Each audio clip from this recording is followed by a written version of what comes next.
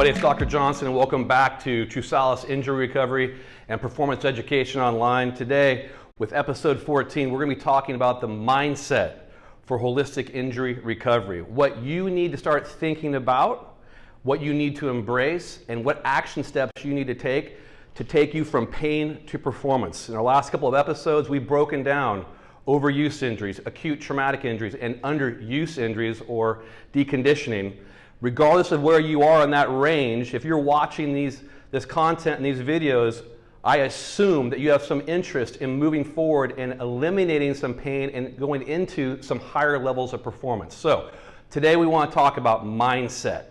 What do you need to do right now to get started? And we're going to take the next 14 episodes out of our 28 episode series to break down the objective process we put you through to help you get there. So let's look at it. First and foremost, for those of you suffering from overuse, again, overuse means that you have been in a high level of activity for an extended period of time with high stress volumes coming from your training, your practices, your competitions, the stressors that come from postural stress. You've been loading up. You might even have a lot of emotional stress coming from schoolwork, homework, quarantines, these things building up and pinging at you. During this period of time, you might have also been suffering from a lower capacity for stress, which we've talked about and we know comes from inefficient movement and deficiencies in your nutrition, your hydration, and your sleep. So as we move you forward and we start thinking about a full recovery for overuse, the biggest thing is that you have to be willing to let go of the high stress volumes that come from high levels of activity. And that's a problem for many of you because when you're dancing in this area right here, it is associated with high levels of inflammation, high levels of pain, stress, and fatigue.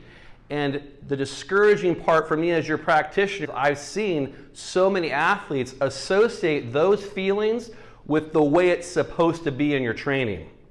And that association is one of the number one things that's holding you down. If you are perpetually in a state of pain, inflammation, stress, and fatigue, that is not good. That is bad. You need to be willing to change your habits and your expectations of performance and put yourself in this zone for a full recovery and repair. Letting go of the high stress volume and embracing a full recovery is going to be your number one challenge. For those of you who have been suffering from a traumatic injury and have let it go for a period of time, maybe you've offloaded an injured area and there's been time for some healing and repair to take place, but also some adhesions and scarring and scar tissue have taken place. When we try to actually take you from a lower level of stress and move you into some activity and movement, you want to hold on and say, whoa, whoa, whoa, don't do that. That's scary. That might hurt. That might be limiting my ability to move forward because I might become more injured from the process of getting going with good therapy. So your number one challenge is to allow motion to start taking place again in the injured area in an appropriate scaled capacity over time. And if we can get you to adopt new behaviors of movement and to start looking at your movement efficiency, not only through the injured area, but how it affects you globally, you can have a very fast recovery. So for both of you, whether it's acute traumatic injury / underuse, or you've been in high levels of stress and activity for overuse, we need you to be willing to change and do things differently. What does that mean? It means you must be coachable. You must be fearless and be willing to adopt new behaviors and new patterns for a specific amount of time. Almost all of our initial recommendations are to challenge you to do things boldly for 4 weeks. Why do we tell people 4 weeks? Because it's enough time to make some behavior change, number one, and number two, when you do things correctly and you offload stressors and you ramp your capacity for stress as hard as you can have an incredible amount of change in 4 weeks. So I want to challenge you as we move forward. The upcoming videos are going to be very, very specific to the objective nature of our assessments and everything that goes into making sure that we're looking at all the variables that need to be addressed to take you from pain to performance. I hope you're enjoying our series so far. We've got an awesome workout coming up next. Stay tuned for some more information. Thanks for watching. Hey everyone, this is Kersten here, and let's get started with our upper body mobility workout.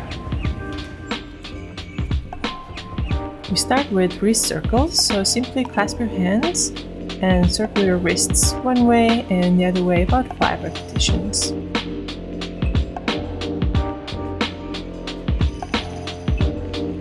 Then turn your knuckles towards your chest and straighten your arms. You're going to stretch the fingers.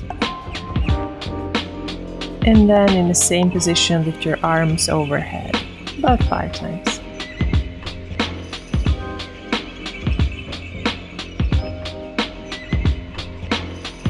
Moving on to shoulder circles, so keeping your arms straight, simply as big circles as you can, back, about 5.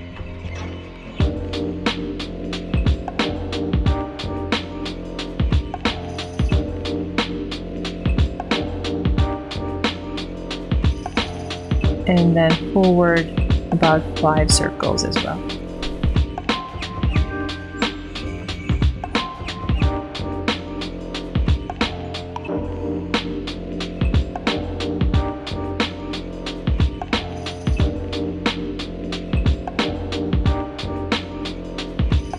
Cactus arms. For this exercise, lift your arms overhead and then start bending your elbows and put your elbows down to your ribs. Tree hugs. For this exercise, stand up straight, arms extended to your sides, and then imagine a big tree in front of you. You're gonna hug that tree, you're gonna round your back to hug the tree, and then open the chest, squeeze the shoulder blades to let go of that tree.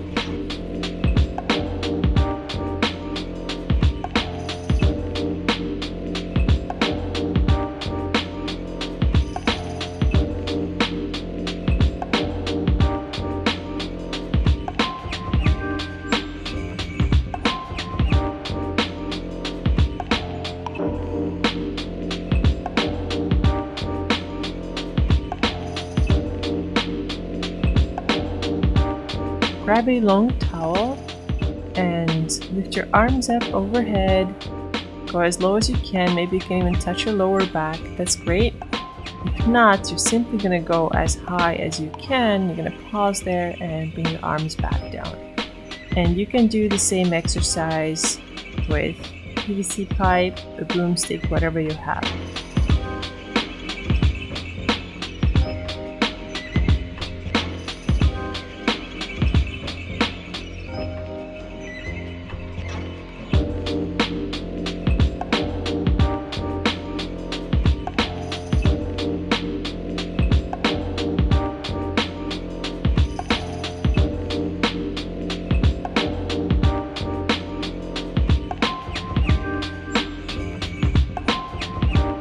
Figure eights.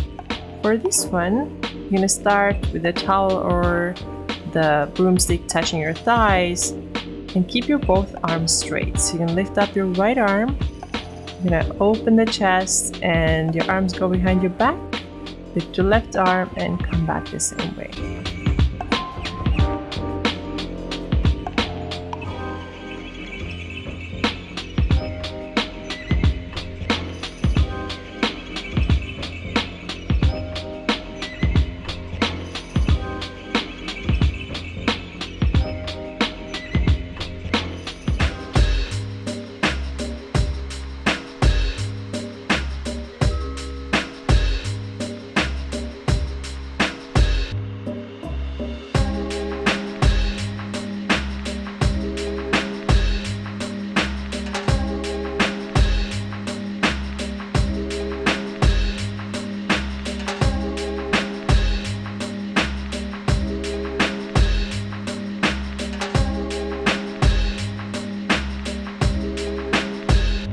next is a arm and shoulder stretch against the wall. So place your hands on the wall, take a step back, and you're gonna push your chest down and forward, and keep pulsing, go up and down, and you should feel a nice stretch through your shoulders and your arms.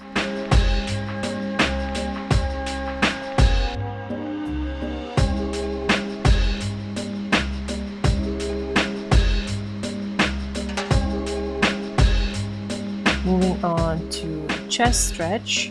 For this one, place your hand on the wall and turn your body away from it.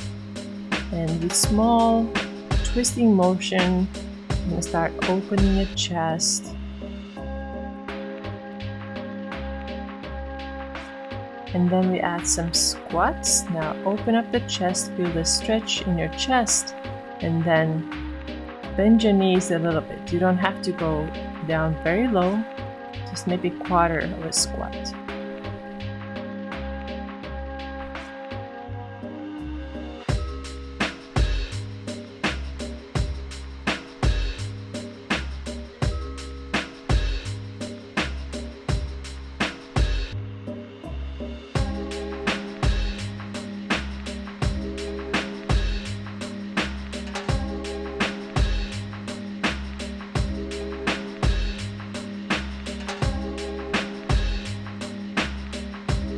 For the next exercise, lie down on your stomach, and you can put a towel under your forehead. Your arms are going to be by your sides, and then you're going to externally rotate, meaning that you're going to turn your thumbs up and palms facing away from one another. In this position, you're going to lift the arms up and lower them back down.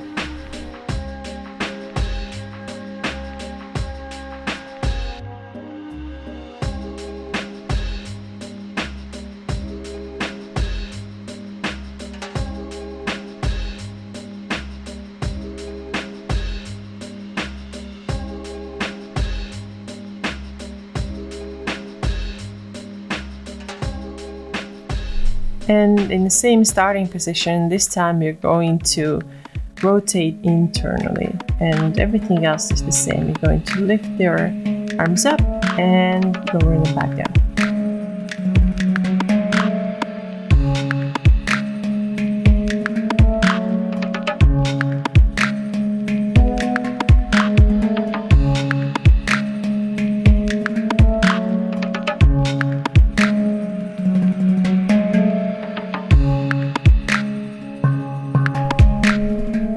Going to finish with a neck stretch.